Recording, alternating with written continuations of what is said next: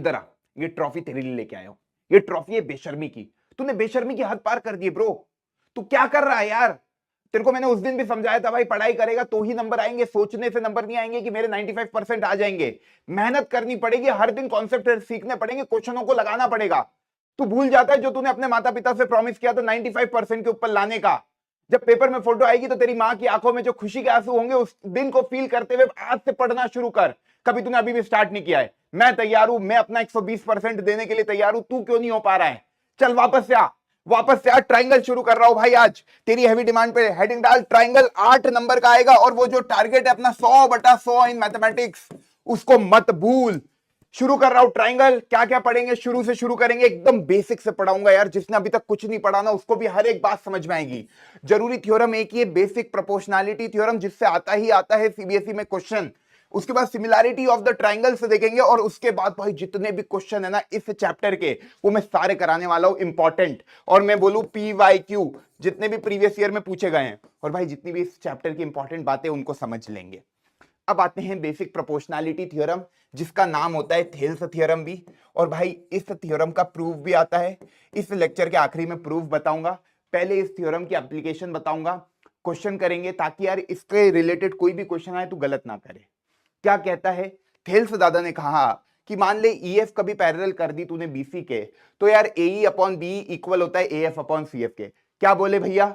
अरे भैया ने कहा कि EF जो है वो पैरेलल है BC के, EF जो है वो पैरेलल है BC के, तो AE/BE इक्वल होगा AF/CF के। तो यहां लिख ले कि इफ EF किसी भी ट्राइंगल में ऐसा दिखे कि यार एक ऐसी लाइन ड्रॉ करी है एक साइड ऑफ अ ट्राइंगल के पैरेलल, तो वहां पे तुझे लगानी है थेल्स दादा का ज्ञान, बेसिक प्रोपोर्शनैलिटी थ्योरम, जहां तू कह देगा कि AE/BE is equal to CF upon, ओ भाई, AF/CF। याद रखने का तरीका, AE/BE इक्वल टू AF/CF। छोटे को डिवाइड कर छोटे से, छोटे को डिवाइड कर छोटे से। क्लियर है? इसी का कन्वर्स भी आता है। कन्वर्स क्या? कि भाई इफ AE/BE इक्वल हो जाए AF/CF के, देन भाई EF पैरेलल होता है BC के। तो जिन क्वेश्चन में तेरे को पैरेलल लाइन प्रूव करने को आ जाए, ये लगा देना। जिसमें पैरेलल क्वेश्चन में दे रखा है, ये लगा देना। क्लियर है? आगे बढ़ते हैं। चल भाई पहला क्वेश्चन देखते हैं। फर्स्ट क्वेश्चन खुद से करने की कोशिश करेगा कि मैं बताऊं? चल मैं बताता हूं, पहला मैं करता हूं, बाकी सारे तेरे को करने हैं। करवाऊंगा यार, घबराता क्यों? भैया खड़े हैं ना यहाँ पे, हर एक क्वेश्चन बनेंगे। एक ट्रेपेजियम में पहले क्वेश्चन को ध्यान से पढ़ना है। ट्राइंगल के क्वेश्चनों को ना, क्वेश्चन को पढ़ लिया ना तूने, फिर तेरा क्वेश्चन बहुत आसान हो जाएगा, क्योंकि प्रूव वाले क्वेश्चन कभी गलत नहीं होते। तेरे को पता है क्या निकालना है ना? तो गलती होने की कोई चांस ही नहीं है।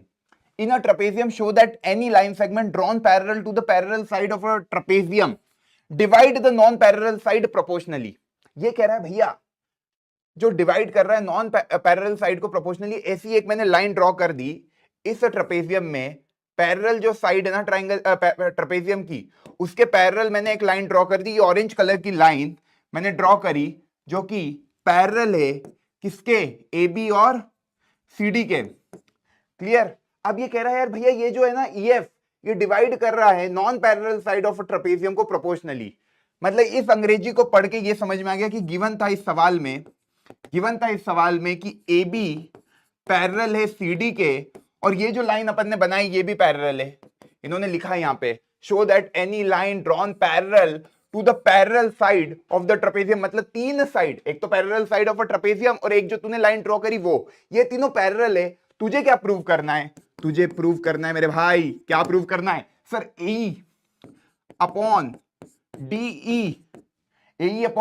इक्वल है BF/CF के। सर आपने कहा था जब भी पैरेलल दिखे, गिवन में पैरेलल है, प्रूव करना है प्रोपोर्शन। मतलब थेल्स दादा को याद कर। क्यों? थेल्स दादा ने यही कहा था ना, कभी लाइन पैरेलल होती है तो वो दोनों प्रोपोर्शन होती है। आ गई बात दिमाग में? तो दादा यार, पर ये तो थेल्स दादा ने जो थ्योरम निकाली वो तो ट्राइंगल में निकाली, ये ट्रेपेजियम है। इस ट्रेपेजियम से ट्राइंगल बनाया जा सकता है क्या? बिल्कुल बनाया जा सकता है। ज्वाइन कर दे इस AC को, ज्वाइन कर दे इस AC को। तो मैं क्या करूंगा? Construction join AC, join AC। AC किया तो मेरे को एक ट्राइंगल मिल गया ADC, और एक ट्राइंगल मिल गया CAB। अब इन दोनों में मैं लगा सकता हूं बेसिक प्रोपोर्शनैलिटी थ्योरम। दिख रही होगी तुझे, ये ओ पॉइंट है ना। तो कभी मैं ट्राइंगल लू एडीसी, ध्यान से देख, इन ट्राइंगल एडीसी, एडीसी ये जो ईओ है पूरा ईएफ पैरेलल है सीडी के, तो उसका आधा हिस्सा भी तो पैरेलल होगा सीडी के, दिख ही रहा है। ईओ ये पूरी लाइन पैरेलल थी इससे, तो ईओ ईओ पैरेलल होगा भैया सीडी के। अब यार ये ईओ कभी पैरेलल है सीडी के, तो इस ट्राइंगल में थेल्स दादा का ज्ञान लगाते हैं, तो AE upon ED is equal to AO upon CO. ये पहला रिलेशन आ गया बाय बेसिक प्रोपोर्शनैलिटी थ्योरम। यहां लिख देना मेरे दादा, अपना ज्ञान लिखना मत भूलना कि बाय बीपीटी, थेल्स दादा ने जो हमको ज्ञान दिया उससे हमने निकाल दिया। अब यार इधर ही ये वाला ट्राइंगल देखे सीएबी को, देख मेरे भाई, in triangle CAB, triangle CAB को देखेगा तो यार ये जो एफओ है, ओएफ वो पैरेलल है एबी के, ओएफ पैरेलल है एबी के, तो अगेन थेल्स दादा का ज्ञान लगेगा, PO upon AO, PO upon AO equal है CF upon BF, CF upon BF. आ गया, बहुत बढ़िया, ये दो रिलेशन आ गए बाय थेल्स दादा के ज्ञान से, बेसिक प्रोपोर्शनैलिटी थ्योरम। अब तू एक बार देख, एओसीओ, एओसीओ, एओसीओ की वैल्यू इधर से क्या आ रही है, एईईडी, इधर से एओसीओ की वैल्यू क्या आ रही है, बीएफ अपॉन सीएफ। क्या दोनों को आपस में इक्वेट कर सकता है? ये 1 है, ये 2 है। दोनों में देख, इधर से तूने देखा एओ upon CO, AO upon CO की वैल्यू कितनी है, एई अपॉन डीई लिख दू, ईडी लिखू या डीई लिखू, बात एक ही है। इधर तू देखेगा इसको एओ अपॉन सीओ के फॉर्म में लिखेगा तो उल्टा करना पड़ेगा, एओ अपॉन सीओ मतलब इसका रेसिप्रोकल किया, तो भैया उधर का भी रेसिप्रोकल करोगे, बीएफ अपॉन सीएफ। भैया AO upon CO, AO upon CO AE upon DE के बराबर है, AO upon CO BF upon DF, BF upon CF के बराबर है। तो यार दोनों का एलएचएस सेम है, तो दोनों का आरएचएस भी सेम होगा, तो RHS AE upon DE is equal to BF upon CF. दादा यही प्रूव करना था, यही प्रूव करना था, AE upon D BF upon CF. और वो तो वही करेंगे, अपन ने ट्राइंगल ही ऐसे बनाए थे जिसमें वो दोनों साइड हो प्रेजेंट। क्लियर है? कितना सिंपल था क्वेश्चन। थेल्स थ्योरम आएगी तो ये क्वेश्चन बहुत आसानी से तू कर लेगा। पहला क्वेश्चन डन है, चल अगले पे आते हैं। अगला क्या कह रहा है, in the given figure D जो है वो पैरेलल है बीसी के। दादा ये जो डी है ना, ये जो डी है ये पैरेलल है बीसी के, तो गिवन क्या है, गिवन लिख ले। हर ट्राइंगल के क्वेश्चन में गिवन लिखना आना चाहिए, जो दिया है वो गिवन है।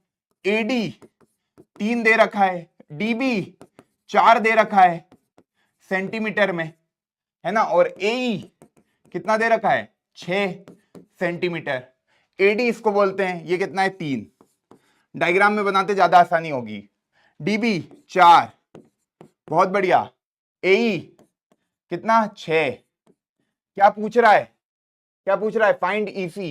दादा ये पूछ रहा है, तो बेसिक प्रोपोर्शनैलिटी थ्योरम, इसको एक्स मान लेता हूं, इसको एक्स मान लेता हूं। प्रूफ है ना, प्रूफ क्या, डी पैरेलल है बीसी के क्वेश्चन में गिवन है, तो क्या लगेगी, जब भी 2 लाइन पैरेलल गिवन दी होती है तो बाय बेसिक प्रोपोर्शनैलिटी थ्योरम इनके जो रेशियो है एडी अपॉन डीबी वो इक्वल होंगे एई अपॉन सी के।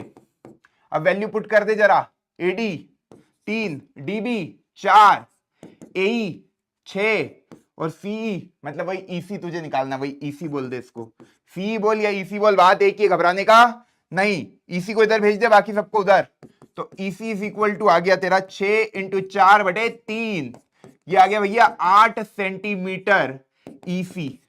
तो बेसिक प्रोपोर्शनैलिटी थ्योरम को ऐसे यूज करना है, ये बेसिक मैथमेटिक्स वालों को आ सकता है ऐसा क्वेश्चन डायरेक्ट। अगला सवाल तुम्हारी स्क्रीन पर आ चुका है, बढ़िया सवाल है यार, ये बढ़िया सवाल है। चलो 2 नंबर में आ सकता है ये सवाल, करो इसको।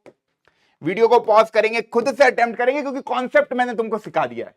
क्या सिखाया है सर, ST दे दिया पैरेलल। जब भी लाइन पैरेलल दे रखी होती क्या लगती है, बेसिक प्रोपोर्शनैलिटी थ्योरम। तो गिवन पहले जो भी है सवाल में वो लिख लेते हैं कि ST पैरेलल दे रखा है गुरुदेव QR के। चलो भैया और क्या दिया है, PS अपॉन SQ, इनका रेशो भी दे दिया है। क्या दिया है, 3/5। ओके भैया, PR जो है वो 28 दे रखा है। ठीक है भैया, आपको निकालना है भैया, फाइंड करना है आपको PT। चलो डायग्राम में करते हैं ताकि आनंद आए क्वेश्चन को पढ़ने में। PS अपॉन SQ इसका रेशो दे दिया, और PR पूरा ये दे दिया PR 28। ठीक, आपको पूछ रहा है ये PT बताओ। चलो PT को मान लेता हूं X, है ना। अब यार अपने को तो पता है ये अपॉन ये इक्वल टू ये अपॉन ये अपॉन ये दे रखा है PS अपॉन SQ। सवाल में दे रखा है कितना, 3/5 निकालना ये है, और ये पूरा दे रखा है। ये पूरे में से ये घटाएंगे तो ये बचा हुआ आ जाएगा। अरे दादा ये पूरे में से ये छोटे वाले को घटाएंगे तो ये वाला आ जाएगा, बिल्कुल आ जाएगा। ये कितना आएगा, कभी ये x है, ये पूरा 28 है, तो ये कितना होगा 28 माइनस एक्स। कोई दिक्कत, TR की वैल्यू, ये पूरा PR 28 है और इसको मैंने x माना है, जो निकालना है PT, इसको मैं बोल रहा हूं ये x है ना। बार बार PT कौन लिखेगा, तो यार PR जो है वो PR को मैं लिख सकता हूं PT प्लस TR, और मेरे को TR की वैल्यू निकल जाएगी PR माइनस PT। सिंपल सी बात। तो भैया ये कितना हो गया, 28 माइनस एक्स। अब लगा दो वो बेसिक प्रोपोर्शनैलिटी थ्योरम कि भैया प्रूफ क्या कि ST पैरेलल दे रखा है QR के, तो बाय बेसिक प्रोपोर्शनैलिटी थ्योरम हम कह सकते हैं PS upon SQ is equal to PT upon TR। PS upon SQ की वैल्यू है 3/5, that is equal to PT अपना x है, और TR ये रहा TR 28 माइनस एक्स। इसको सॉल्व कर लो जरा, क्रॉस मल्टीप्लाई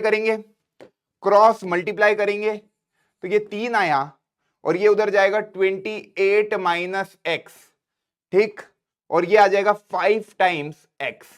कोई दिक्कत नहीं, 3 8 जा 24, 2 कैरी, 3 2 जा 6 और 2 7 और 8, कोई दिक्कत नहीं। -3x बराबर 5x, इसको पहुंचाओ उधर, 84 बराबर 8x, कोई दिक्कत नहीं है।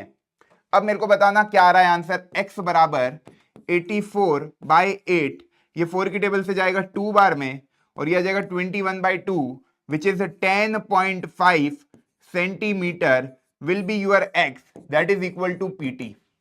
कोई दिक्कत नहीं है, हो गया क्वेश्चन। इस तरीके से जहां भी पैरेलल दिखे थेल्स दादा को याद कर लेना, क्वेश्चन हो जाएंगे तुम्हारे।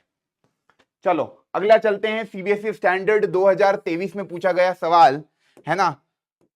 थोड़ा सा पतला कर लेते पेन को ताकि सब चीजें एक पेज पे मैं लिख पाऊं।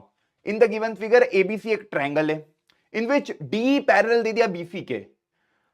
देखो यार मैं पूरा नहीं लिखूंगा, DE का भी पैरेलल दे रखा है, DE पैरेलल दे रखा है BC के, है ना। तो बेसिक प्रोपोर्शनैलिटी थ्योरम लग जाएगी, AD upon DB is equal to AE upon EC। कोई दिक्कत नहीं है sir.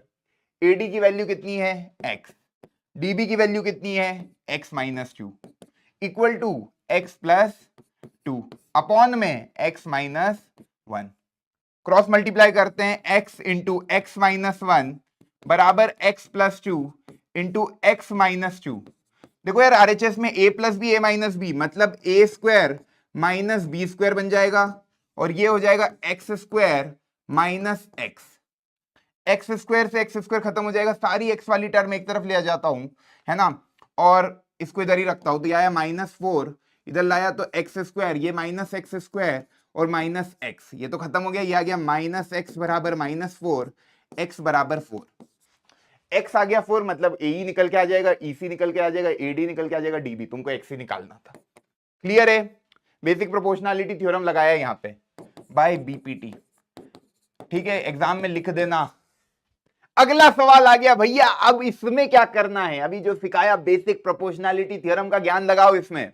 In the given figure D और E क्या है भैया, 2 पॉइंट है, D और E 2 पॉइंट है, इस तरह से लाई कर रहे हैं कि ये जो AD है ना दादा, AD ये BE के इक्वल है। तो मान ले इस AD की लेंथ को x मान लेता हूं, तो दादा ये भी लेंथ x हो जाएगी, जो मेरे को बराबर होते, बार बार AD DE थोड़ी लिखूंगा ना, ये x है तो ये भी x है है ना, और ये जो डी बच गया इसको मान लेता हूं मैं वाई, कोई दिक्कत नहीं है।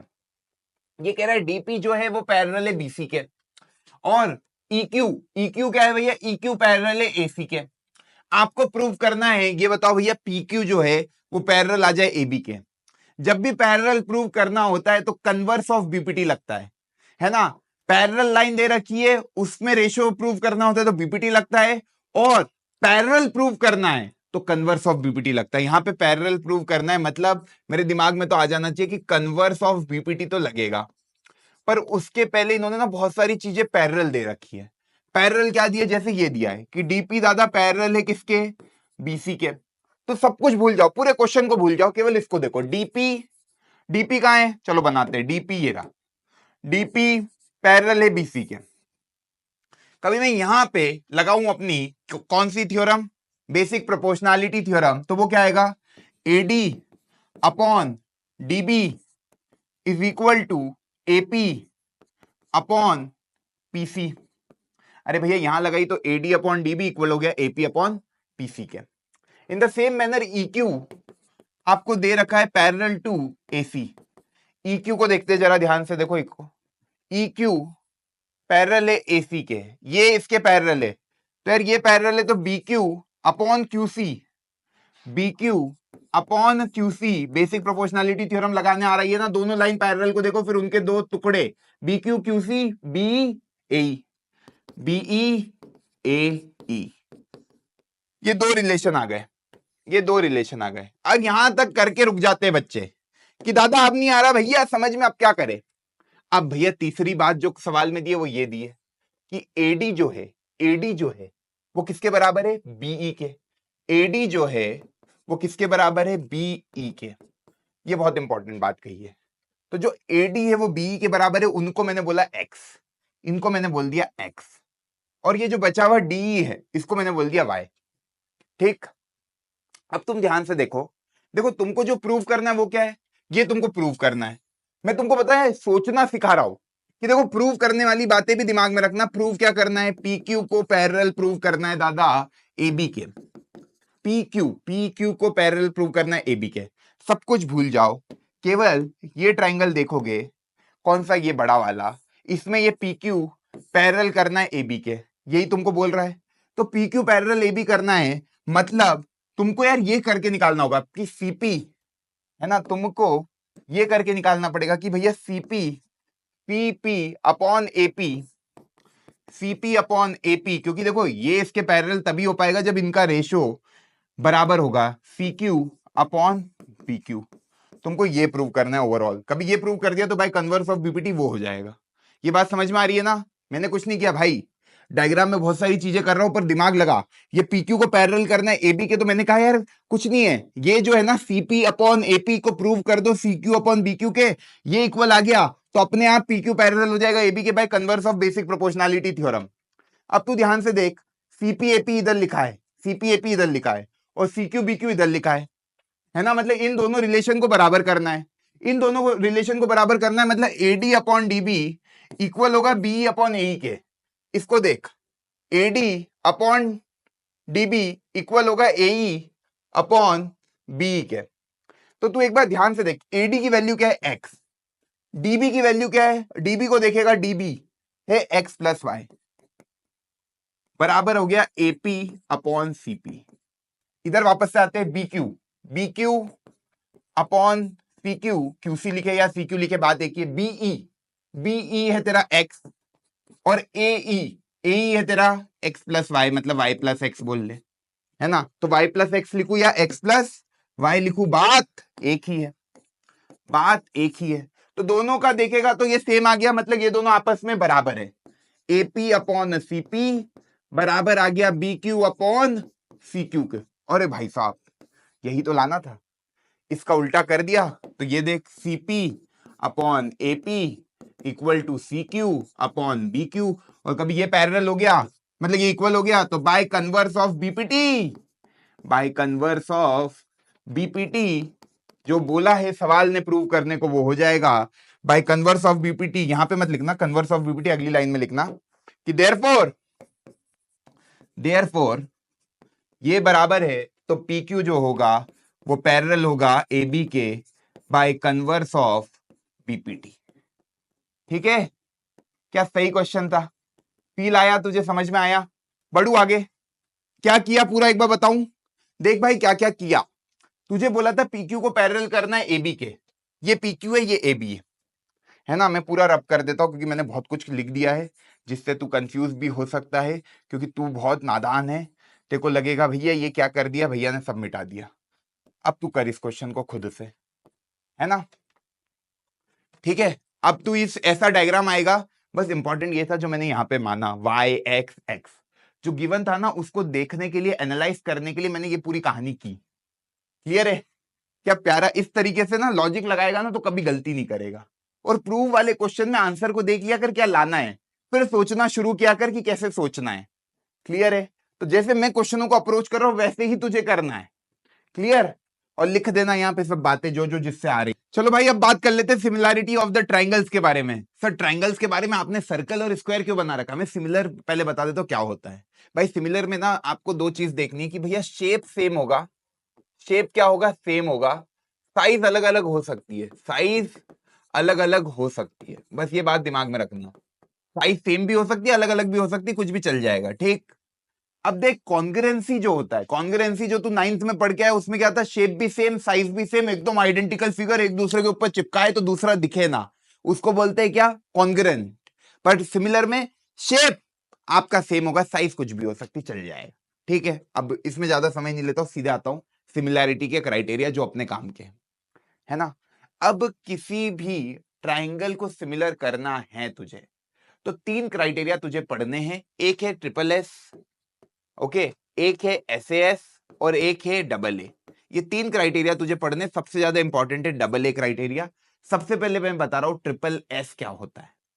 तो यार ये दोनों ट्राइंगल को कभी मुझे सिमिलर प्रूव करना है, कि मुझे बोलना है भैया ट्राइंगल जो ए बी सी है वो सिमिलर है ट्राइंगल पी क्यू आर के, तो मैं क्या करूंगा, मैं करूंगा कि सर आप इनके साइड के रेशियोज को बराबर कर दो।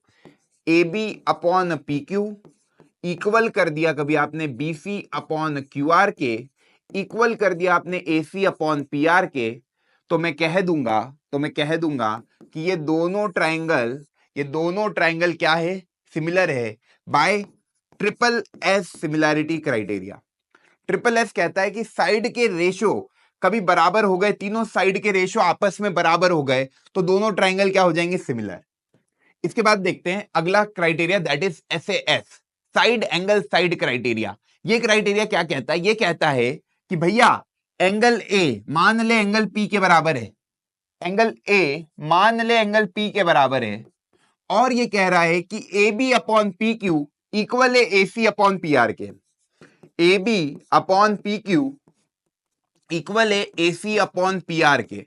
मतलब इन दोनों साइड का रेशो बराबर है, तीनों साइड का नहीं, दो साइड का रेशो बराबर है, और उन दोनों के बीच का जो इंक्लूडेड एंगल है वो बराबर है। इंपॉर्टेंट बात क्या है, ये जो एंगल होगा that will be included angle, that will be included angle, जो दो साइड का रेशो बराबर होगा ना उनके बीच का एंगल ही बराबर होना चाहिए। ऐसा नहीं होना चाहिए कि भैया दो साइड का रेशो ये बराबर है और एंगल बी एंगल क्यू के बराबर है, तो एसएस नहीं लगेगी। एसएस कहां लगेगी, जब वो बीच वाला एंगल ही, दो साइड के रेशो में जो बीच वाला एंगल आ रहा है वही बराबर होगा, तभी तू कहेगा कि ऐसे एस क्राइटेरिया से ट्राइंगल ए बी सी जो है वो सिमिलर है ट्राइंगल पी क्यू आर के। तो ये दो बातें आपने समझ ली, ये दोनों क्राइटेरिया मेरे ख्याल से आपको समझ में आ गए होंगे। ये इंपॉर्टेंट है इंक्लूडेड एंगल, इसको ना एकदम स्टार मार्क कर लेना। बहुत सारे बच्चे जहां इंक्लूडेड एंगल नहीं होता वहां एस लगा देते, ये गलती अपने को नहीं करनी है। अब अगला जो कि सबसे इंपॉर्टेंट क्राइटेरिया, और सारे क्वेश्चन 90% क्वेश्चन जिस क्राइटेरिया से आपके हो जाएंगे सॉल्व, वो है डबल ए। ये क्या कहता है, ये बहुत प्यारा क्राइटेरिया है। ये कहता है कि यार एंगल ए एंगल पी के बराबर है और एक और एंगल बी एंगल क्यू के बराबर है। मतलब किसी भी ट्राइंगल में दो एंगल बराबर है तो ट्राइंगल सिमिलर हो गए। क्या आसान है, एंगल ए एंगल पी के बराबर है और एंगल बी एंगल क्यू के बराबर है ना। तो अपन बोल देंगे कि sir triangle A B C similar हो गया ट्राइंगल पी क्यू आर के। तुम कहोगे ट्रिपल ए सिमिलैरिटी क्राइटेरिया क्या होता है, यहां तो आपने ऊपर ट्रिपल ए लिखा, आपने समझा है दो एंगल कहीं। भाई कभी दो एंगल बराबर हो गए तो तीसरा एंगल तो ऑब्वियस सी बात है बराबर हो जाएगा। मान ले ये एंगल x है, ये एंगल y है, तो ये जो तीसरा एंगल है ये क्या होगा 180 minus x plus Y. Same manner में इसको देख, ये x है क्योंकि ये इसके बराबर है, ये y है, तो यार r की वैल्यू भी तो वही आएगी 180 माइनस एक्स प्लस वाई। दो एंगल कभी ट्रायंगल के बराबर हो गए तो तीसरा तो ऑब्वियसली बात है बराबर हो जाएगा। इसलिए अपन बोलते हैं कि ट्रिपल ए की जगह क्वेश्चन में आप डबल ए लगाओ और क्वेश्चन जल्दी से निपटाओ। तो आपको हर ट्रायंगल में कभी दो एंगल बराबर दिख गए तो आप बोल दोगे triangle A B C similar हो गया ट्रायंगल पी क्यू आर के। क्लियर है? तीनों क्राइटेरिया समझ में आए। तीनों साइड का रेशियो ट्रायंगल में बराबर हुआ तो ट्रायंगल सिमिलर होंगे ट्रिपल एस। दो साइड का रेशियो बराबर हुआ और उनके बीच का जो इंक्लूडेड एंगल है वो इक्वल आ गया तो ट्रायंगल सिमिलर होंगे। और डबल है, दो एंगल इक्वल हो गए करस्पॉन्डिंग किसी ट्रायंगल में तो वो ट्रायंगल सिमिलर होंगे। क्लियर है? बहुत बढ़िया। अब चलते हैं आगे, अब आते हैं सीधे क्वेश्चन पे। देखो क्या है, in the given figure triangle O A B, ये कह रहा है O A B O C D के सिमिलर है। कभी दो ट्रायंगल सिमिलर हो जाते हैं ना तो फिर सारे एंगल बराबर हो जाते हैं और सारी साइड का रेशियो प्रोपोर्शनल हो जाता है। ये बहुत इंपॉर्टेंट बात है। इफ ए बी 8 सेंटीमीटर है, बी और 6.4 सेंटीमीटर है, ओसी 3.5 है और सी डी 5 है। मैंने अभी जो बात कही उसको लिख लेना, बहुत इंपॉर्टेंट बात है कि भैया कभी लिखा हो कि triangle A B C similar है ट्राइंगल पी क्यू आर के, ये सवाल में दे रखा है, गिवन है ना, तो इसका मतलब क्या है, देन आप लगा सकते हो corresponding parts of similar triangles. ये क्या होता है, जैसे आपने पढ़ा है ना 9th में, corresponding parts of congruent triangle बराबर होते हैं। तो यहां पे सीपीएसटी से आप कह सकते हो कि एंगल ए जो पहले लिखा वो एंगल बराबर होगा एंगल पी के, एंगल बी बराबर होगा एंगल क्यू के, एंगल सी बराबर होगा एंगल आर के, और इनका साइड का ratio A B upon P Q equal होगा B C upon Q R equal होगा A C upon P R के। तो कभी सवाल में दे दिया दो ट्रायंगल सिमिलर है तो ये सारी बातें 1 2 3 4 बातें by corresponding parts of similar triangle, जिसको आप शॉर्ट फॉर्म में लिखोगे क्वेश्चन करते वक्त बाय सीपीएसटी, ये बराबर हो जाती है। इसको नोट कर लेना, हर क्वेश्चन में मैं यही करूंगा, हर क्वेश्चन में मैं यही करूंगा। अब यहां पे बोल दिया कि ट्रायंगल जो है ओ ए बी वो सिमिलर है ट्रायंगल ओ सी डी के। ध्यान से देखना, triangle O A B similar है ओसीडी के।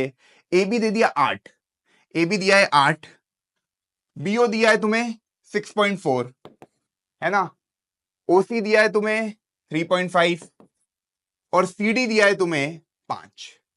तो कभी ये दोनों ट्राइंगल सिमिलर है तो इनका करस्पॉन्डिंग साइड का रेशियो बराबर होगा। मतलब तुम कह सकते हो ओ ए अपॉन ओसी, लिखने का तरीका ओ ए अपॉन ओसी, जिस ऑर्डर में मैं लिख रहा हूं ओए के साथ ओसी लिख सकते हो, ऐसा नहीं ओए के साथ तुम सीडी लिख दो, जिस ऑर्डर में लिख रहा हूं ए बी के साथ फिर सीडी लोगे, A B divided by CD, फिर बचा क्या ओबी, ये बच गया ना ओबी और ओडी, तो ओबी डिवाइडेड बाय ओडी, ये सब आपस में बराबर होंगे by corresponding part of similar triangle. अब ओए की वैल्यू दी है क्या, नहीं दी है, ओसी की वैल्यू दी है क्या, दी है, ये 3.5 है, ओए नहीं दिया है ना, ए बी दिया है क्या, बिल्कुल दिया है, ये 8, सीडी दिया है क्या, सीडी दिया है 5, ओबी दिया है क्या, ओबी दिया है 6.4, ओडी दिया है क्या, OD OD OD OD OD तो नहीं दिया है ना, ओ से लेके डी तक नहीं दिया है, सीडी दिया था आपको, सीओ दिया था,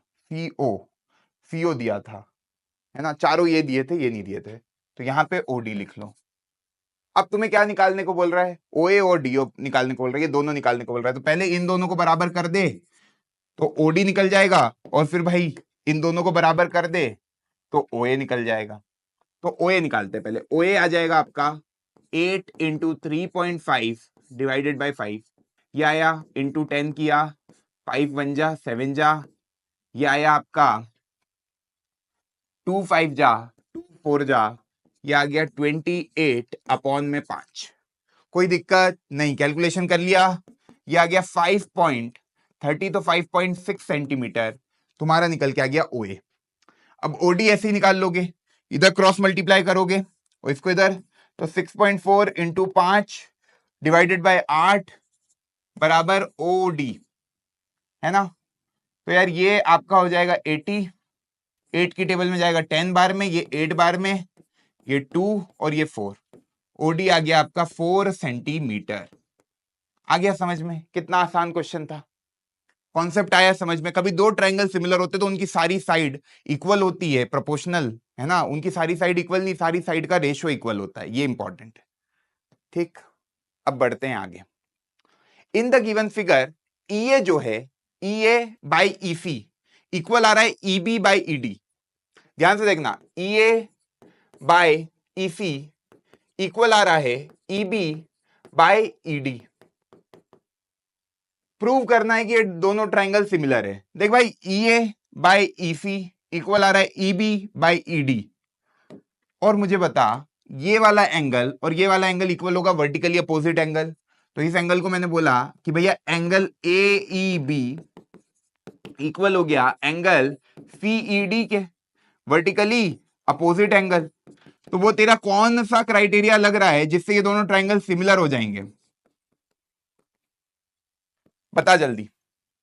ये गिवन था, ये गिवन था, ये तेरे को दिख गया, दो लाइन ऐसे क्रॉस करती है, दो लाइन ऐसे क्रॉस करती है, तो इनके बीच में ये जो एंगल बनते हैं ये वर्टिकली अपोजिट एंगल होते हैं, ये दोनों बराबर होते हैं। लाइन्स एंड एंगल्स में पढ़ा है तूने 9th क्लास में। तो ये दोनों एंगल कभी बराबर है और ये रेशियो बराबर दे दिया, तो अभी जो मैंने तेरे को क्राइटेरिया बताया SAS से क्या मैं कह सकता हूं, ट्राइंगल AEB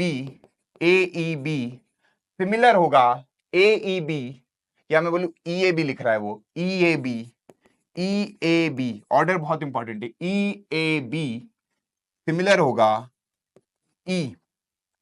अब देखो A के साथ इसने C क्यों लिखा, ये बहुत इंपॉर्टेंट है, क्योंकि देखो इन्होंने EA अपॉन EC करा है, इसलिए उन्होंने यहां पे C लिखा है, और D ये सिमिलर हो। Order is very important, order में गलती मत करना। क्लियर है? बढ़ू आगे, ये वाला क्वेश्चन करेंगे।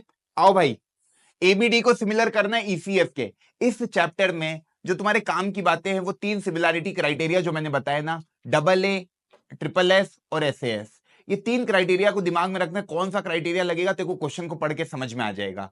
अब क्वेश्चन को पढ़ते हैं आराम से, इस क्वेश्चन को खुद से ट्राई करना, वीडियो को यहां पॉज कर, जो मैंने अभी सिखाया है वो अप्लाई कर। क्या बोल रहा है, E पॉइंट है ऑन द साइड CB और प्रोड्यूस करी एक आइसोसेलेस ट्राइंगल की। तो यार मेरे को पहले बता, आइसोसेलेस ट्राइंगल की प्रॉपर्टी पता है क्या तुझे? एक आइसोसेलेस ट्राइंगल मैंने कभी बना दिया यहां पर, ABC। आइसोसेलेस ट्राइंगल में ये दो साइड बराबर होती है ना, ये दो साइड बराबर होती है और ये दो एंगल बराबर होते हैं। ये बातें पता है तुझे? नहीं पता है तो याद कर, 9th में तूने पढ़ा होगा, angle opposite to equal side are equal, angle opposite to equal side are equal. कभी आइसोसेलेस से ट्रायंगल है तो दो साइड बराबर होगी, तो उनके एंगल अपोजिट टू, AB के अपोजिट एंगल क्या है C, वो बराबर होगा AC के अपोजिट एंगल क्या है B के। क्लियर? ये अपन ने 9th का ज्ञान ले रखा है, यहां पे ये लिखा था वर्ड आइसोसेलेस ट्रायंगल, इसलिए मुझे ये ज्ञान देना पड़ा। तो यार ABC एक आइसोसेलेस ट्रायंगल है, इसका मतलब मैं कह सकता हूं एंगल B एंगल C के बराबर होगा। इस ज्ञान से मैं ये कह सकता हूं, है ना, E को प्रोड्यूस करा यहां तक, AB जो है वो AC के बराबर है, इन्होंने कहा है AB जो है वो AC के बराबर है, तो angle opposite to equal side are equal. लिख भी देना ये कि क्यों मैं एंगल B को एंगल C के बराबर कर रहा हूं, लिख देना angle opposite to equal side are equal. बस अब हो जाएगा तुझसे क्वेश्चन। केवल ये ज्ञान कभी 9th का होता तेरे पास तो तेरे को बहुत आसान लगता है। अब बात करते हैं क्या प्रूव करना है, ABD को सिमिलर करना है ECF के। ABD ये छुटकू सा ट्रायंगल को सिमिलर करना है ECF के। ये दो ट्रायंगल को ही देख, ये दो ट्रायंगलों को ही देख, ये दो ट्रायंगलों को देख, ABD को तुझे सिमिलर करना है ECF के। क्या क्या दिख रहा है इन दोनों ट्रायंगलों में? देख, पहली बात, एक 90 डिग्री तो दोनों में प्रेजेंट है, ये 90 डिग्री, ये 90 डिग्री सवाल में दे रखा है कि AD परपेंडिकुलर है BC पे, तो ये 90 डिग्री, ये 90 डिग्री के बराबर, एक एंगल बराबर आ गया, और दूसरा एंगल B एंगल C के बराबर है, तो दो एंगल आ गए, तो दोनों ट्रायंगल क्या हो जाएंगे, सिमिलर हो जाएंगे बाय ए सिमिलैरिटी। देख वापस से, ये 90 डिग्री दे रखा है AD, परपेंडिकुलर बोला BC पे, तो यार ये एंगल 90 डिग्री, इधर भी एक 90 है। उन दो ट्रायंगलों को ही देख, एक इस ट्रायंगल को देख और एक इस ट्रायंगल को देख, तो इसमें एक एंगल दोनों का 90-90 हो गया, ये बराबर हो गया, और एंगल बी एंगल सी के बराबर हो गया। तो मैं लिखता हूं इन ट्रायंगल, पहले अपन ने ओरली अपने दिमाग में सब कुछ कर लिया, अब कैसे लिखना है किताब में, वो कैसे लिखना है आंसर शीट में वो देख। ईसीएफ, ईसीएफ यही प्रूव करना है ना, ECF and triangle A B D, ये दो ट्रायंगल मुझे लेने हैं। तो भैया एंगल ईसीएफ, एंगल ईसीएफ जो है, एंगल ईसीएफ जो है वो इक्वल है एंगल एबीडी के। रीजन क्या लिखेगा, यही वाला एंगल अपोजिट टू, ये पूरी लाइन छाप देना, equal side are equal, isosceles triangle था तो ये एंगल और ये एंगल बराबर हो गया। यही सोचना था, इस क्वेश्चन का पूरा लॉजिक ही ये था, ये क्लिक हुआ तो क्वेश्चन हो गया। उसके बाद क्या है, 90 डिग्री 90 डिग्री, 90 डिग्री कौन सा है, एडीबी, और इधर क्या है ईएफसी, तो ईएफसी, ईएफसी बराबर किसके है, ई के साथ किसको लिखेगा ए, एफ के साथ किसको लिखेगा डी, और फिर बी जो बचा, और ऐसे भी दिख रहा है एंगल ए डी बी 90 है और ई एफ सी 90 है, तो बस ये क्या हो गया, ईच 90 डिग्री। सवाल में गिवन है दोनों परपेंडिकुलर, और लिख देना गिवन इन द क्वेश्चन। तो बाय ए सिमिलैरिटी ट्रायंगल जो है तुम्हारे ईसीएफ वो क्या हो गया, सिमिलर हो गया ए बी डी के। क्लियर है, हेंस प्रूव्ड। बढ़ू आगे, चल अगला क्वेश्चन। अगला क्वेश्चन, एबीसीडी एक पैरेललोग्राम है। पैरेललोग्राम में क्या होता है, पैरेललोग्राम दिमाग में आया, सब 9 के कॉन्सेप्ट याद करो, अपोजिट साइड इक्वल होती है, अपोजिट साइड इक्वल होती है, अपोजिट एंगल्स इक्वल होते हैं, ये सब ज्ञान अपने पास है ना, है ना, पक्की बात है ना, ये सब ज्ञान बहुत बढ़िया। तो एबीसीडी एक पैरेललोग्राम है, पॉइंट पी क्या कर रहा है, डिवाइड कर रहा है एबी को इन द रेशियो 2:3। मतलब ये जो पॉइंट पी है ये डिवाइड कर रहा है एबी को 2:3 में, मतलब एपी अपॉन पीबी देखो दे दिया 2/3, ये कहने की कोशिश कर रहा है, पी पॉइंट डिवाइड कर रहा है एबी को 2:3 में, तो एपी अपॉन पीबी का रेशियो दे दिया। एंड क्यू पॉइंट जो है वो डीसी को डिवाइड कर रहा है 4:1 में, तो डी क्यू अपॉन क्यूसी जो है वो क्या है मेरे भाई 4/1। तुझे प्रूव करना है कि ये जो ओसी है ना भाई, ओसी वो हाफ है ओए के, जो ओसी है वो हाफ है ओए के, ये प्रूव करना है। प्रूव क्या करना है, OC is equal to half of OA। इसको मैं ऐसे देखूं तो बेसिकली देखो OC अपॉन OA की वैल्यू निकालनी 1/2, इस OA को मैं इधर भेज दूंगा, तो देखो बेसिकली ये पूछ रहा है कि OC अपॉन OA की वैल्यू क्या निकाल दे 1/2। अब देख कैसे करेगा इसको, पहले खुद से सोच क्या क्या दिया है, ABCD एक पैरेललोग्राम दिया है, पॉइंट P क्या कर रहा है, डिवाइड कर रहा है AB को 2:3 में, और Q पॉइंट डिवाइड कर रहा है 4:1 में। मेरे को ये दो ट्रायंगल यहाँ पे दिख रहे हैं, कौन कौन से, ये वाला ट्रायंगल और ये वाला ट्रायंगल। इसमें मुझे दिख रहा है ये वर्टिकली अपोजिट एंगल और एक जेड बनता हुआ, है ना। तो यार मेरे को दिख रहा है कि दादा ये दोनों जो ट्रायंगल है ना, ये वाला ट्रायंगल COQ और AOP ये दोनों सिमिलर है। क्यों, क्योंकि ये वर्टिकली अपोजिट एंगल और ये लाइनें पैरेलल होती है, पैरेललोग्राम की जेड बन रहा है, तो अल्टरनेट इंटीरियर एंगल से ये दोनों एंगल बराबर हो गए, तो दो एंगल इक्वल हो गए, तो ये दोनों ट्रायंगल क्या हो गए, सिमिलर हो गए। क्लियर हुआ, लिख लेता हूं इधर, जो मेरे को दिख रहा है मैं वो करता हूं। ट्रायंगल क्या लिया मैंने, COQ एंड ट्रायंगल AOP, ठीक। ट्रायंगल COQ एंड AOP मैंने ये दो ट्रायंगल लिए, तो इसमें आपने कहा एंगल जो COQ है वो इक्वल है एंगल AOP के, that is vertically opposite angle. मैं शॉर्ट फॉर्म में लिख रहा हूं VOA, वर्टिकली अपोजिट एंगल तुमको पूरा लिखना रहेगा। और एंगल OAP, या मैं बोलूं एंगल OAP, ये वाला जो एंगल है OAP, ये वाला एंगल वो किसके इक्वल होगा, OCQ के, OCQ alternate interior angles, alternate interior angles, क्योंकि लाइनें पैरेलल होती है पैरेललोग्राम की, तो ये आ जाएगा अल्टरनेट इंटीरियर एंगल। क्लियर। तो by a similarity, by a similarity triangle जो COQ है, ट्रायंगल COQ जो है वो सिमिलर हो गया ट्रायंगल AOP के, है ना, बाय ए सिमिलैरिटी। अब by corresponding part of similar triangle आप कह सकते हो रेशियो बराबर होंगे, तो CO अपॉन AO इक्वल हो गया OQ अपॉन OP इक्वल हो गया सी क्यू अपॉन एपी के। क्लियर है, कोई दिक्कत नहीं। अब मुझे बताओ क्या क्या चाहिए तुम्हें, ओसी बाय ओए, ओसी बाय ओए तुमको चाहिए 1/2, मतलब ओक्यू, ओक्यू को देखो ध्यान से, ओक्यू नहीं, ओक्यू नहीं, ये वाला देखो, C Q upon AP, C Q upon AP, C Q upon AP की वैल्यू में देखूं तो यार ये दिया है 2:3, तो इसको मैं बोल देता हूं, मान ले कुछ समय के लिए, है ना, ये 2x है, तो ये कितना हो जाएगा 3x, कोई दिक्कत नहीं है, कोई दिक्कत नहीं है। और कभी ये 2x हो गया, मतलब मैंने क्या बोला कि तुमको क्वेश्चन में दिया था कि AP अपॉन PB कितना है 2/3, तो लेट AP को तूने मान लिया लेंथ 2x है और PB की लेंथ तूने मान ली 3x है, तो उनका रेशियो 2/3 आएगा। तो टोटल AB की लेंथ कितनी आ गई यहां से, AP plus PB that is equal to 5x। जो AB की लेंथ होगी वही CD की लेंथ होगी, तो वही CD की लेंथ हो गई, ये लेंथ हो गई 5x, है ना। अब ये जो 5x लेंथ है ये 4:1 में डिवाइड हो रही है क्यू पॉइंट, तो ये 4x हो जाएगा और ये x हो जाएगा। कितने बच्चों को ये समझ में आया? देखो ये x को रखने से क्या होता है, क्वेश्चन आसान हो जाता है, नहीं तो तुम वही खेलते रहोगे AP PB ये सब में। नहीं, मैंने कहा यार 2:3 दिया है, तो मैंने AP की लेंथ मान ली कि भैया 2:3 है ना, तो AP को 2x बोल देता हूं, PB को 3x बोल देता हूं, जैसे अपन ट्रिगो में कर रहे थे। रेशियो दिया था तो अपन एक k मान लेते थे ना, कि ये लेंथ हो गई 2k और ये लेंथ हो गई 3k, तो कट जाता था k से k, तो मान सकता हूं, मान लिया। फिर इन दोनों का सम करेंगे तो पूरा AB आ जाएगा। तुझे पता है जो AB होगा opposite side of a parallelogram बराबर होती है, तो ये 5x है तो ऊपर वाला भी 5x। अब वो जो क्यू पॉइंट है वो 4:1 में डिवाइड कर रहा है, तो ये उसका 4 पार्ट होगा और ये उसका 1 पार्ट होगा, तो 5x का 4th पार्ट मतलब 4x ये होगा और ये x होगा। क्लियर? अब देखते हो CQ की वैल्यू निकल के आ गई, CQ कितना है x, और मेरे भाई AP कितना है 2x, देख 1/2 आ गया।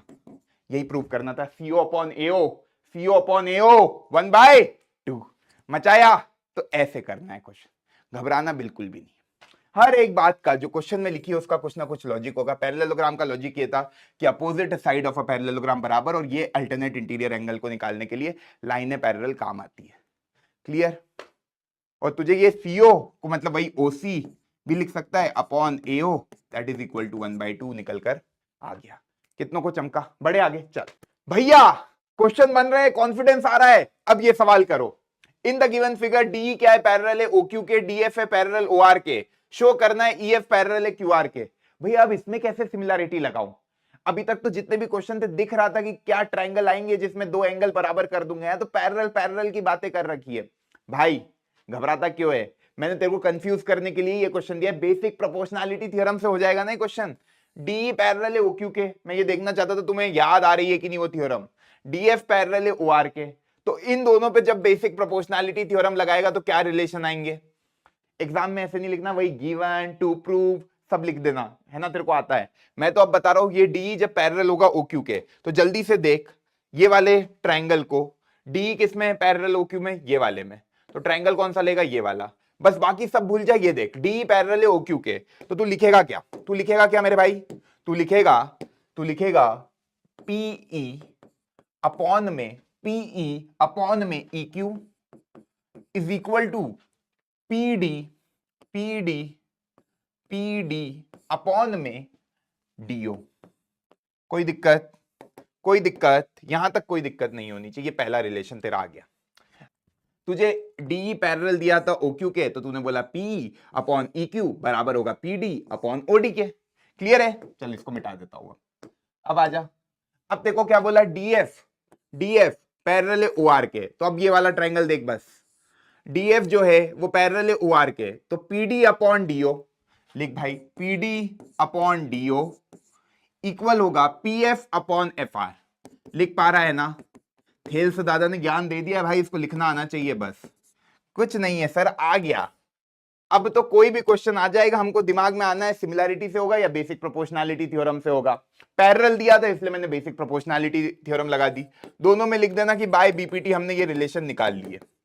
अब ध्यान से इनको ऑब्जर्व करे तो दोनों में PD अपॉन DA आ रहा है, तो भाई ये कभी PD अपॉन DA के बराबर है, ये कभी PD अपॉन DO के बराबर है, तो ये दोनों आपस में भी तो बराबर हो सकते हैं।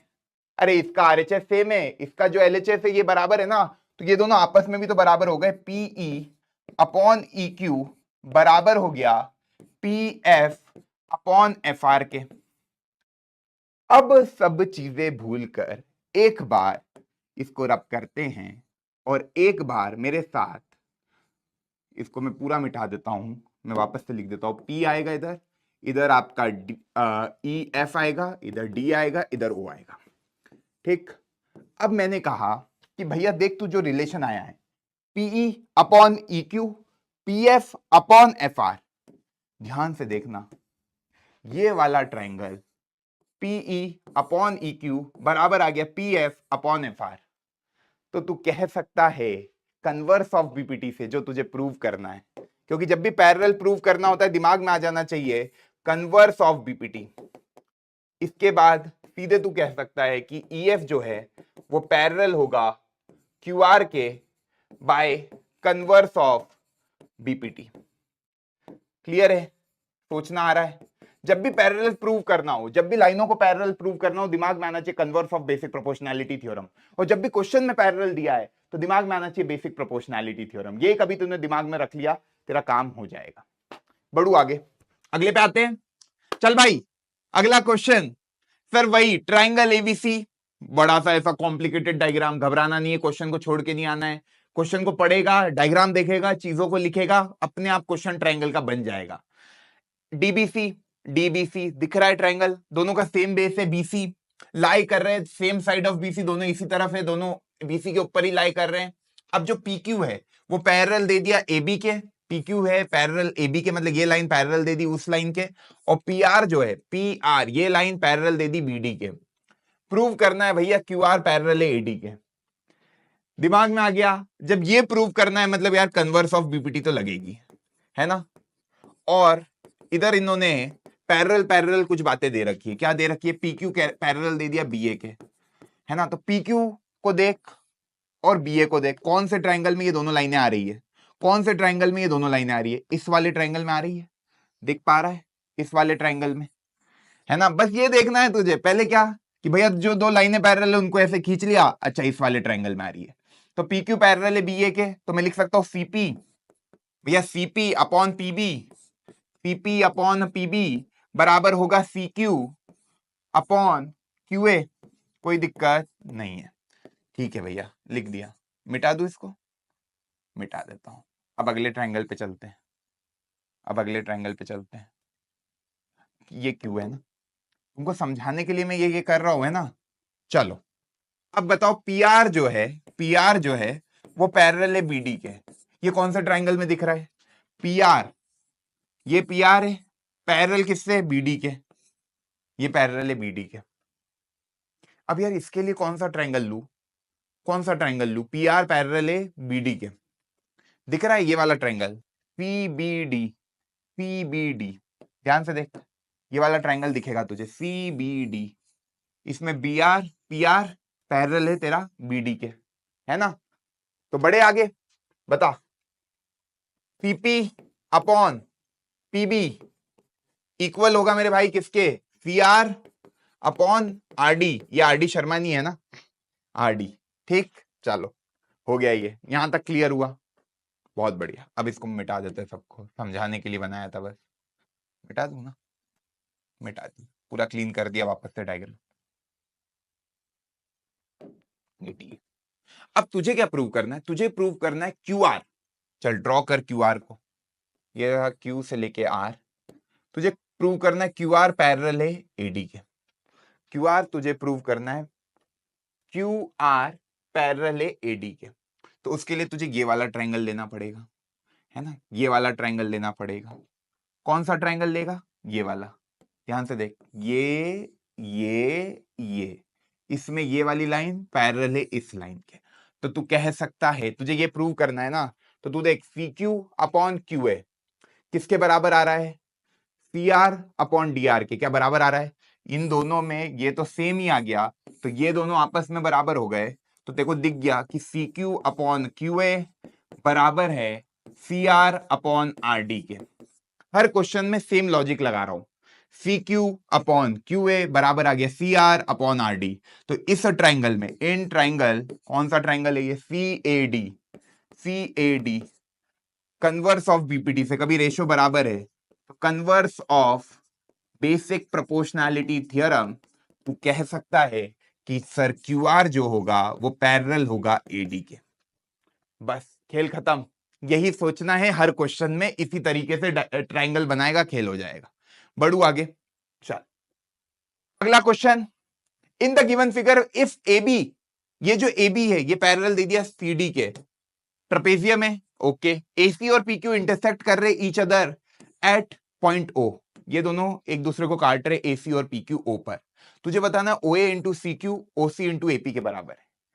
ये किन में है, ये सब साइड किन ट्राइंगलों में दिख रहा है गुरुदेव? ये दो ही ट्राइंगल बन रहे हैं, एक ये बन रहा है, एक ये बन रहा है, मतलब एओपी ट्राइंगल बन रहा है।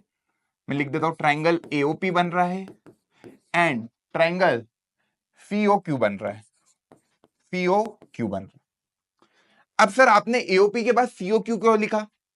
देख तू डीओ क्यू भी लिख सकता है, पर मैंने कहा कि भैया ये वाला जो एंगल होगा वो इस एंगल के बराबर होगा, मतलब एंगल ए एंगल सी के बराबर होगा। तो ए के सामने सी आएगा, ओ के साथ ओ आएगा, क्योंकि ये दोनों एंगल बराबर होंगे, वर्टिकली अपोजिट एंगल। और पी के साथ क्यू आएगा, क्योंकि ये वाला एंगल अगेन जेड बन रहा है, अल्टरनेट इंटीरियर एंगल। तो इस ऑर्डर में ही ट्राइंगल को लेना है, क्योंकि ए सिमिलैरिटी लगेगी तेरी, है ना?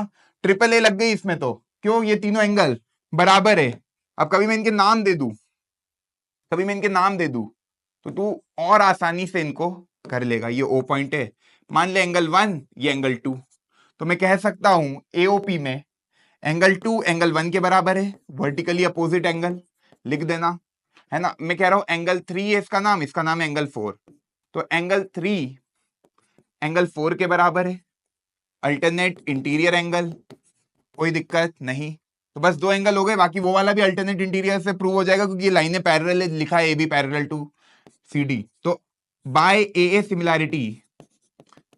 सिमिलैरिटी ट्राइंगल एओपी आपका सिमिलर हो गया ट्राइंगल सीओ क्यू के। और जब ये सिमिलर हो जाता है तो by CPST corresponding part of similar triangle, तू बोल देगा AO upon CO is equal to OP upon OQ is equal to AP upon C Q. बस काम खत्म। क्या चाहिए? ओ ए के साथ मल्टीप्लीकेशन में सी क्यू चाहिए, तो इन दोनों को उठा ले और क्रॉस मल्टीप्लाई कर दे, तो एओ इंटू ये आ जाएगा सी क्यू बराबर सीओ इंटू एपी। यही प्रूव करना था, देख ले आराम से, आ गया ना? एओ इंटू सी क्यू बराबर सीओ इंटू एपी। सीओ लिखे या ओसी लिखे, बात एक ही, साइड का मतलब सेम होता है। क्लियर है? बड़े आगे। और हाँ, इसमें पैरेलल देख के ये तो नहीं समझ रहे हो ना बीपीटी लगेगा। पैरेलल ट्राइंगल की साइड के बीच में नहीं है, यहाँ ट्रेपेजियम के कॉर्नर पे है, तो ये ट्राइंगल की साइड है। कभी ऐसा कुछ पैरेलल होता है ना, यहाँ पे कहीं पे कुछ दिख जाता तो तू कह देता बीपीटी लगेगा। ये ट्राइंगल के बीच में ऐसी कोई लाइन दे देते जो पैरेलल है तीसरी साइड से, तो बीपीटी लगता। यहाँ पे ऐसा नहीं था, इसलिए सिमिलैरिटी लगा, है ना? चलो भाई, आखिरी क्वेश्चन है ना? हमारे टाइपराइटर टाइप नहीं कर पाए थे, तो हमने हाथ से ही इस क्वेश्चन को लिख लिया, क्योंकि ये क्वेश्चन मुझे अच्छा लगा, तो मैंने बोला ये वाला और करा देते हैं। अब क्या है इस क्वेश्चन में, ध्यान से पढ़ो। ए बी जो है वो पैरेलल है पीक्यू के, ये वाली लाइन पैरेलल है पीक्यू के, पैरेलल है सीडी के, मतलब ये वर्टिकल लाइन से जितनी भी आपस में तीनों पैरेलल है। अब गुरुदेव पैरेलल आपने बताया था, जब भी पैरेलल दिखे दिमाग में बीपीटी आनी चाहिए। चलो बीपीटी आनी चाहिए, पर यार यहां पे इन्होंने कुछ और बातें भी दी है, पहले पूरा क्वेश्चन पढ़ेंगे। ए बी कितना है? एक्स। ए बी कितना है? एक्स। ये यार एक्स दे दिया, ये लेंथ एक्स दे दी।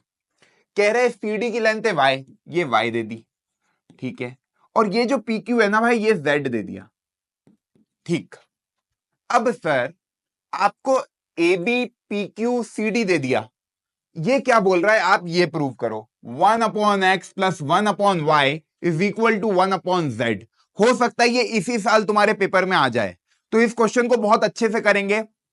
पहले वीडियो को पॉज करो, देखो तुम सोच पा रहे हो कि नहीं। इसमें मुझे बताओ बेसिक प्रोपोर्शनैलिटी थ्योरम लगेगी या सिमिलैरिटी लगेगी? पहली बात, बेसिक प्रोपोर्शनैलिटी थ्योरम, ये ट्राइंगल होता है एबीसी, ये दो साइड आपको दे दी EF, इनके रेशो में खेलती है बेसिक प्रोपोर्शनैलिटी थ्योरम।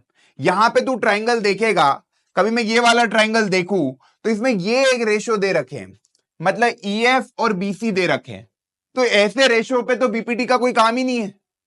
ये वाले रेशो दे दिए, कभी ट्राइंगल इसको अज्यूम करेगा तो ये रेशो दे रखे, ये वाला ट्राइंगल भी अज्यूम करेगा तो ये रेशो दे रखे, मतलब तेरे को ये दे रखा है, ये और ये, तो बीपीटी नहीं लगेगी। आपको ट्राइंगल को सिमिलर करना पड़ेगा, तभी इनके रेशो तुम कंपेयर कर पाओगे। दिमाग में आ गई बात क्लियर? चलो, तो सिमिलैरिटी लगेगी। अब सिमिलैरिटी लगेगी, कौन कौन से ट्राइंगल को सिमिलर करोगे? दिख रहा है सर, ये वाला ट्राइंगल जो बड़ा सा है ये छोटू से ट्राइंगल से सिमिलर होगा। क्यों होगा? देख जरा, ये वाला एंगल दोनों ट्राइंगल में अवेलेबल है। कौन कौन से ट्राइंगल की मैं बात कर रहा हूं लिख देता हूं इधर, D B A and triangle D Q P, दोनों में ये वाला एंगल अवेलेबल है। इसको मैं बोल रहा हूं एंगल 1। अभी के लिए तुम्हारे लिए बार बार मेरे को पूरा नहीं लिखना पड़ेगा, पी डी क्यू वो सब। तो मैंने कहा दोनों में एंगल 1 बराबर है, एंगल 1 बराबर है एंगल 1। ये क्या हो गया? कॉमन एंगल, दोनों के पास प्रेजेंट है ये एंगल। ठीक है, चलो अब यार ये देख, ये लाइन पैरेलल है। क्वेश्चन में दिया है कि ए बी पैरेलल है पी क्यू के, तो क्या ये एंगल और ये एंगल बराबर होंगे? 9th में लाइन्स एंड एंगल्स में पढ़ा है, दो लाइनें पैरेलल होती है और एक ट्रांसवर्सल कभी उसको काटेगी, तो ये एंगल इस एंगल के बराबर होता है। इसको बोलते हैं करस्पॉन्डिंग एंगल इक्वल होते हैं कभी दो लाइनें पैरेलल है तो देख भाई, ये ट्राइंगल को मैं अलग से बनाता हूं। ये रहा तेरा ट्राइंगल, ये लाइन इस लाइन के पैरेलल है, ये लाइन इस लाइन के पैरेलल है, तो ये ट्रांसवर्सल हो गई। दो पैरेलल लाइन, ये ट्रांसवर्सल, तो मेरे भाई ये वाला एंगल इस एंगल के बराबर होगा, करस्पॉन्डिंग एंगल ही हो गया ना। ये लाइनें पैरेलल है और ये एक ट्रांसवर्सल है जो काट के जा रही है, तो ये एंगल बराबर हो गया। तो इस एंगल को मैंने नाम दे दिया एंगल 3 और इसको दे दिया एंगल 4।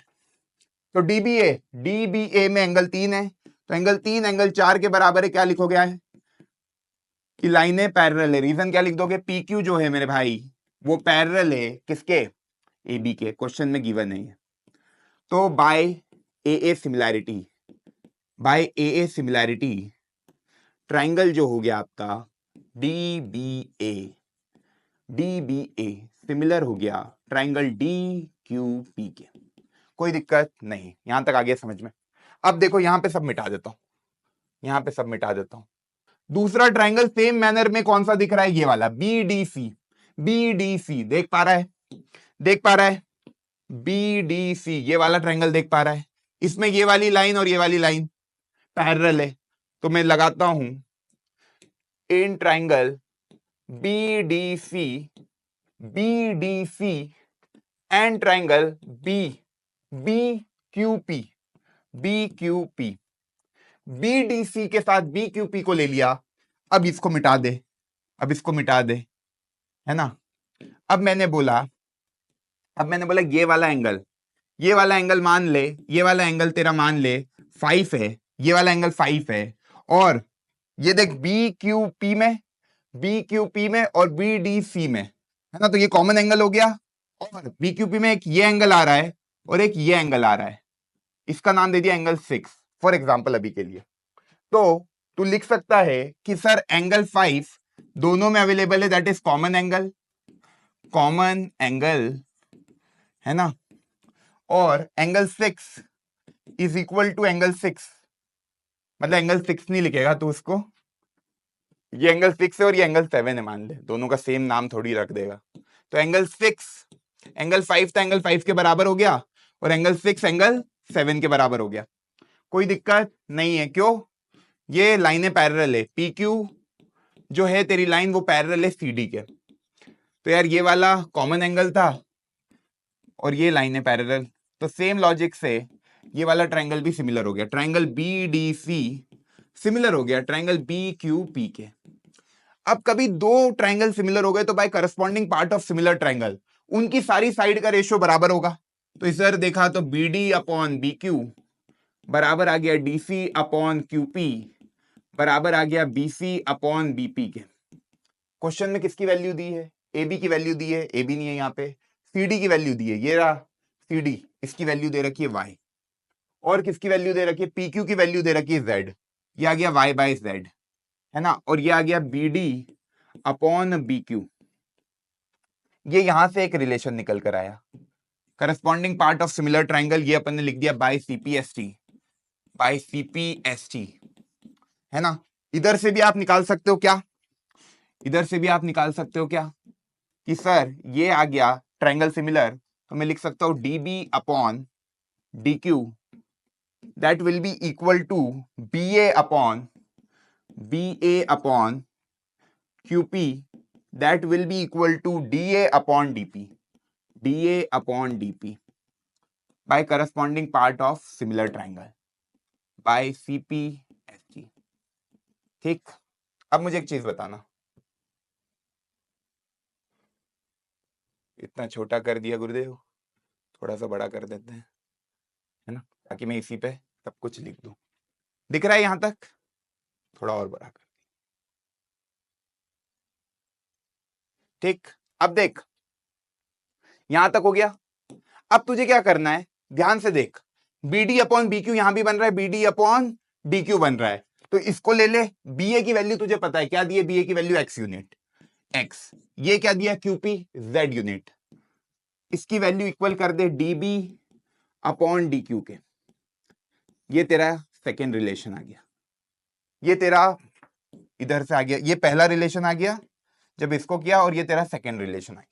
इन दोनों को जोड़ दे, इन दोनों को जोड़ दे। जोड़ क्यों रहा हूं, क्योंकि मेरे को सम का साइन दिख रहा है, यहां पे सम का साइन दिख रहा है, पर जोड़ उनको रेसिप्रोकल करके, क्योंकि देख 1/x प्लस 1/y, कभी ऐसे जोड़ देगा तो x प्लस वाई हो जाएगा z एलसीएम, तो रेसिप्रोकल करके जोड़, मतलब क्या कर z/x प्लस z/y, है ना, क्योंकि z कॉमन निकल जाएगा, 1/x प्लस 1/y बन जाएगा।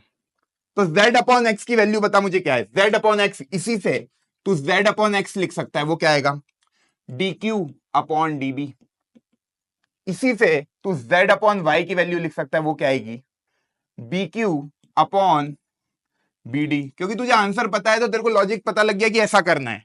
अब इनकी वैल्यू पुट कर दे, z/x की वैल्यू यहां रख, z/x की वैल्यू यहां रखेगा तो ये आ जाएगा dq अपॉन में db प्लस bq अपॉन में, क्योंकि वो z/y की वैल्यू bq अपॉन में bd।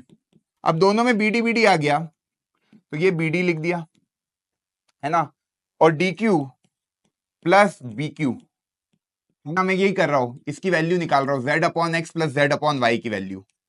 dq प्लस bq को ध्यान से देख, dq प्लस bq मिलके क्या बन गया db, ये पूरा db बन गया, अरे भाई साहब। और नीचे भी क्या लिखा है db, मतलब bd लिखो या db लिखो, बात एक ही है। कट गया 1, और 1 ही आता, मेरे को पता था z कॉमन निकलेगा, 1/x प्लस 1/y बराबर 1 आएगा, तभी ये z उधर जाएगा तो इक्वल हो जाएगा। मतलब मेरे को दिख रहा था कि 1 ही लाना है ना, तो यहां कुछ और नहीं ला पाओगे तुम, ठीक। तो ये 1 के बराबर आ गया, तो अब इधर करोगे तो 1/x प्लस 1/y बराबर आ गया 1/z। ठीक है, क्लियर है, कोई दिक्कत, कोई कंफ्यूजन, किसी भी तरह का कोई डाउट नहीं होना चाहिए।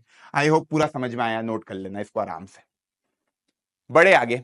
हाँ भाई, अब मैंने तुमसे वादा किया था बेसिक प्रोपोर्शनैलिटी थ्योरम का मैं प्रूफ तुमको कराऊंगा, तो ये बीपीटी थ्योरम का प्रूफ देख लो, बहुत इंपॉर्टेंट है ना, इसको एग्जाम में पढ़कर चले जाना, क्योंकि देखो इसमें समझने का इतना नहीं है, एकदम दिमाग में सेट करना है, उसी ऑर्डर में करना है, वैसे ही प्रूव होगा, और कोई तरीका नहीं है इसको प्रूव करने का।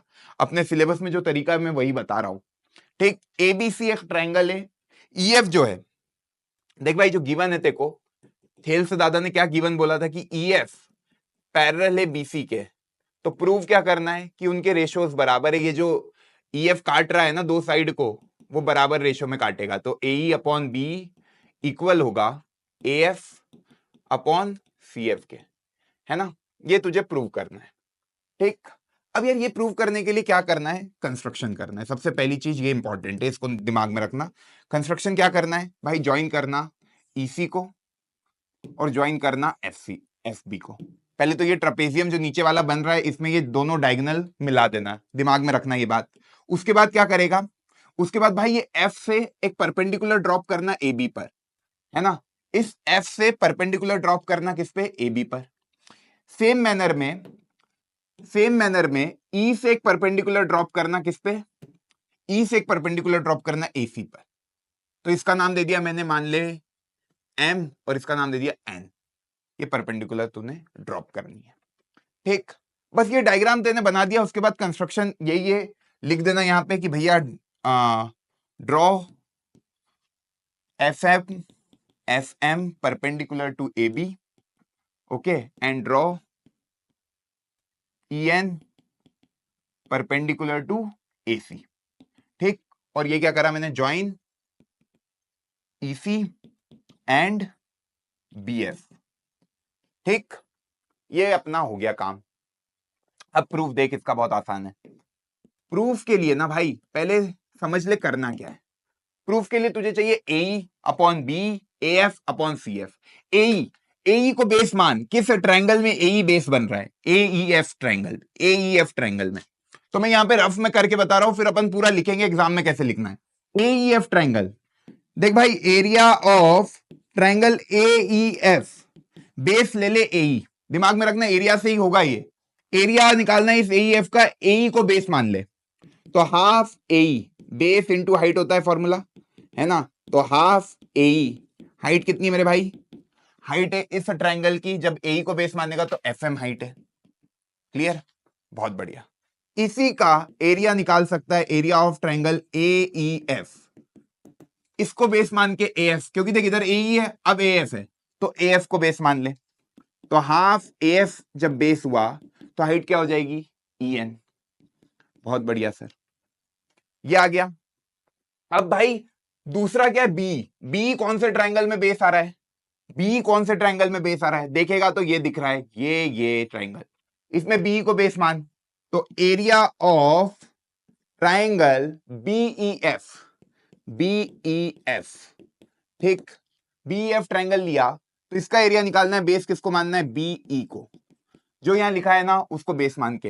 हाइट क्या होगी भाई, कोई भी ऑब्ट्यूज एंगल ट्रायंगल है, मान ले ऐसा, है ना, ऐसा कोई ट्रायंगल है मान ले, है ना। तो अब इसकी हाइट, जैसे ये मैंने बोला कि भैया ये जो पॉइंट है ना, ये F है, ये E है और ये B है, इसी ट्रायंगल को घुमाकर सीधा करके ऐसा बना दिया, है ना। तो B बेस है, तो हाइट इसकी ऐसी बनी, परपेंडिकुलर जो F से डला है पूरी AB पर, वो ही इसका परपेंडिकुलर होगा, जो कि क्या है, FM।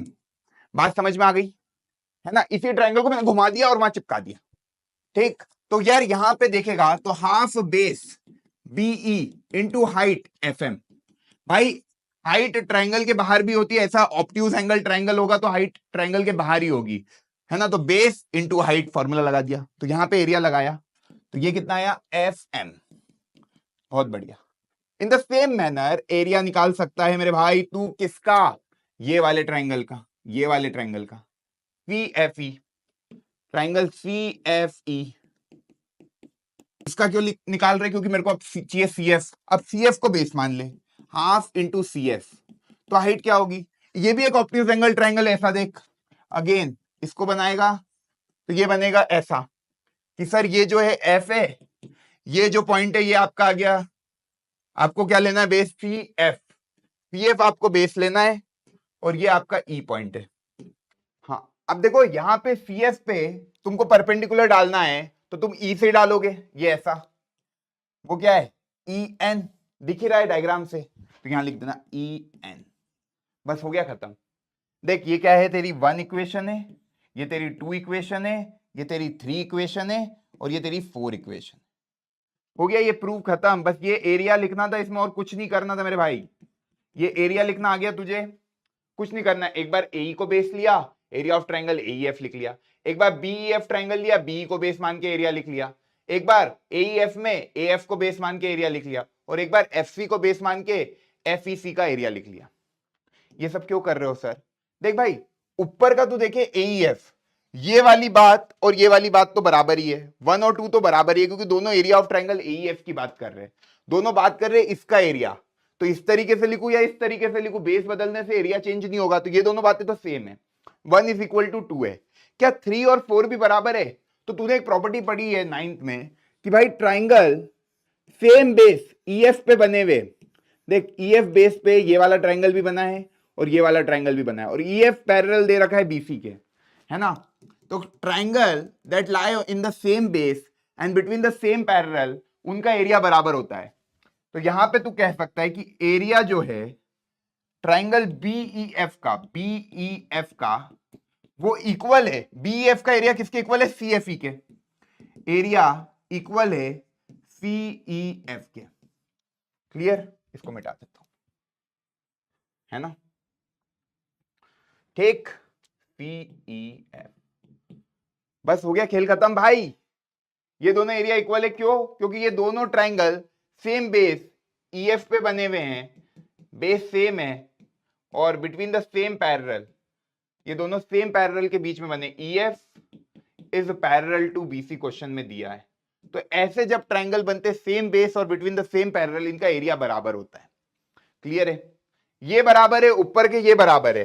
तो देख, जब तू 1 को डिवाइड करेगा 3 से, 1 को तू डिवाइड करेगा जब 3 से, है ना, तो 1 को डिवाइड किया 3 से, मतलब ये आ गया area of triangle AEF divided by area of triangle BEF. 1 और 3 को डिवाइड किया और 2 और 4 को डिवाइड कर दे, 2 को डिवाइड कर दे 4 से। मैं ये क्यों कर रहा हूं, क्योंकि मेरे को देख ऊपर ए लाना है, फिर बी लाना है, तो वो ट्राइंगल ले लिया, फिर एएफ लाना है, तो एएफ इस वाले ट्राइंगल में, तो area of triangle AEF divided by area of triangle CFE. अब देख, दोनों का न्यूमरेटर सेम है, दोनों का डिनोमिनेटर सेम है, तो इनका रेशियो भी बराबर होगा, न्यूमरेटर एईएफ एईएफ, और ये दोनों एरिया क्यों इक्वल है, क्योंकि दोनों सेम बेस और बिटवीन सेम पैरेलल लाई कर रहे हैं।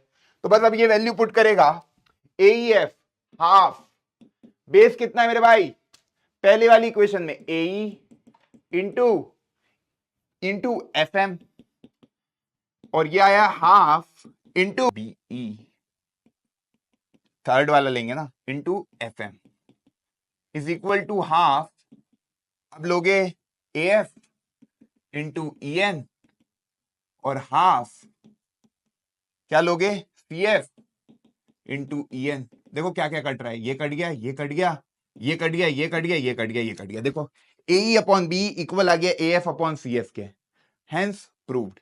ये होता है बेसिक प्रोपोर्शनैलिटी थ्योरम का प्रूफ। कभी आता है एग्जाम में तो ऐसा करना है तुमको, कुछ नहीं, एरिया ऑफ अ ट्राइंगल से हो जाएगा। बात समझ में आई, समझ में आया पूरा प्रूफ, नोट कर लो, छाप लो, मजा आ गया। तो भाई प्रूफ ये हो गया बेसिक प्रोपोर्शनैलिटी थ्योरम का। एग्जाम में आए बेसिक प्रोपोर्शनैलिटी थ्योरम तो इस तरीके से प्रूव करना है, इसको पेपर में 3-4 बार लिख लेना एग्जाम के पहले, पूरा दिमाग में सेट हो जाएगा। इंपॉर्टेंट क्या था, पहले 2 बार इसका एरिया लेना था, एई एएफ बेस लेकर, फिर ये जो 2 ट्राइंगल नीचे बनाए इनको लेना था, और फिर एरिया को डिवाइड कर देना था, इक्वल आ जाता। क्लियर है। अब भाई एक चीज और आ जाती है कभी कभार, converse of basic proportionality theorem का भी प्रूफ। वो इतना बड़ा नहीं है, वो बहुत छोटा सा है। उसको करने का तरीका होता है कॉन्ट्राडिक्शन मेथड, ये लिख लेना, कॉन्ट्राडिक्शन मेथड। प्रूव ना भाई याद ही रखने पड़ेंगे, ओके।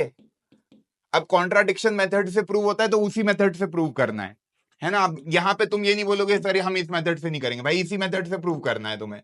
अब देखो यहां पे एक कंस्ट्रक्शन करना पड़ेगा ऐसा, क्या, पहली बात तो कन्वर्स ऑफ बीपीटी भूल तो नहीं गए, क्या होता है कन्वर्स ऑफ बीपीटी। कभी तुमको दे रखा है कि ए अपॉन बी इक्वल है एएफ अपॉन सीएफ के, ये गिवन है, थेल्स का उल्टा ही है, तो तुमको प्रूव करना है देन ईएफ जो है वो पैरेलल है बीसी के, है ना।